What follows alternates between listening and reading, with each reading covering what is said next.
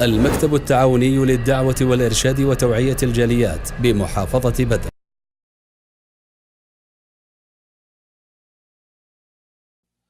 بسم الله الرحمن الرحيم. الحمد لله رب العالمين والعاقبة للمتقين والصلاة والسلام على أشرف الأنبياء والمرسلين نبينا محمد وعلى آله وصحبه أجمعين. أما بعد، حسن خلق کیا ہے؟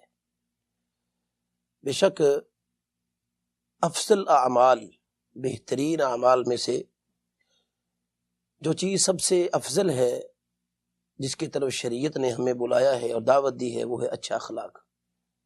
ابو درداء رضی اللہ تعالی عنہ فرماتے ہیں کہ رسول اللہ صلی اللہ علیہ وسلم نے فرمایا: ما شیء اثقل فی میزان المؤمن یوم القیامۃ من خلق حسن وان اللہ لیبغض الفاحش البذی۔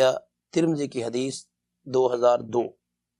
آپ صلی اللہ علیہ وسلم نے فرمایا کہ سب سے وزنی عمل جو قیامت والے دن مومن کے ترازو میں ہوگا وہ اچھا اخلاق ہوتا ہے۔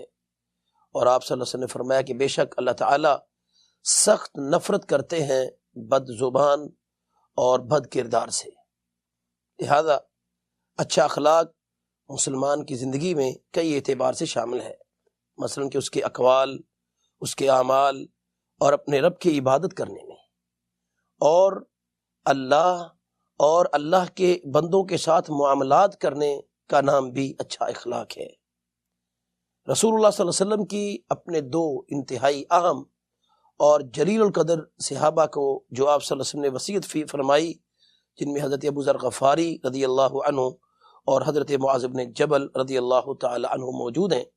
آپ نے کیا فرمایا کہ اتق اللہ حیثما کنت واتبع السیئۃ الحسنۃ تمحوها وخالق الناس بخلق حسن۔ ترمذی کی حدیث 1987۔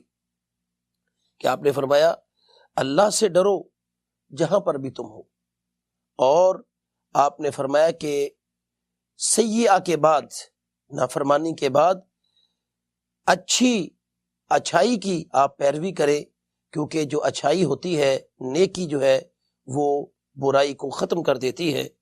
اور آپ نے فرمایا کہ وخالق الناس، کہ اور لوگوں کے ساتھ حسن اخلاق سے پیش آؤ۔ اور ابن قیم رحمہ اللہ فرماتے ہیں کہ رسول اللہ صلی اللہ علیہ وسلم نے تقوی اور حسن خلق کو جمع فرمایا ہے، کیونکہ تقوی اللہ کے درمیان اور اس کے رب کے درمیان نیکی اور اچھائی والا معاملہ ہوتا ہے، اور حسن خلق بندے اور اللہ کی مخلوق کے درمیان، بندے کے درمیان، اور اللہ کے جو ہے وہ بندوں کے درمیان نیکی اور اچھائی والا معاملہ ہوتا ہے۔ حضرت ابو ہریرہ رضی اللہ عنہ فرماتے ہیں کہ رسول اللہ صلی اللہ علیہ وسلم نے فرمایا: اکمل الایمان اکمل المؤمن ایمانا احسنہم خلقا وخیارکم خیارکم لنسائہم خلقا۔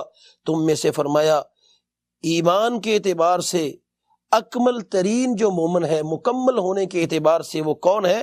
کہ جس کا اخلاق اچھا ہے۔ اور آپ صلی اللہ علیہ وسلم نے فرمایا کہ تم میں سے سب سے بہترین وہ ہے جو اپنی بیویوں کے ساتھ اخلاق کے اعتبار سے بہتر ہے۔ ترمذی کی حدیث 1162۔ اچھے اخلاق کی وجہ سے انسان عاملین کے درجے کو پہنچ جاتا ہے۔